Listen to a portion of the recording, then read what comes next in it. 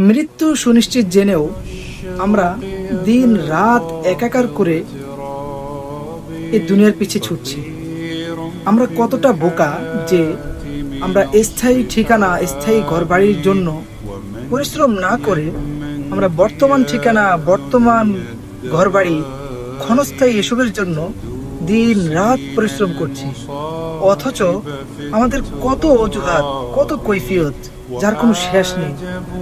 অথচ নবী করিম সাল্লাল্লাহু আলাইহি ওয়াসাল্লাম বলে গিয়েছিলেন, আদ-দুনিয়া সিজনুল মুমিন ওয়া জান্নাতুল কাফির। দুনিয়া, এই জায়গাটা হচ্ছে মুমিনদের জন্য জেলখানার মতো, একদম জেলখানার মতো। আর কাফের অর্থাৎ বিধর্মী যারা আছে তাদের জন্য হচ্ছে এটা জান্নাতের মতো। আর আমরা এটা ভুলে গিয়েছি যে জেলখানায় মানুষ কিভাবে থাকে। মানুষ পেরেশানিতে থাকে, কষ্টে থাকে, এমনকি মানুষ সেখানে থাকার ইচ্ছা পোষণ করে না। সে চায় সেখান থেকে যত তাড়াতাড়ি মুক্তি পাক ততই তার ভালো। অথচ আমাদের অবস্থা আজ কি হয়েছে? আমরা আজকে এই দুনিয়ায় থেকে যেতে চাই।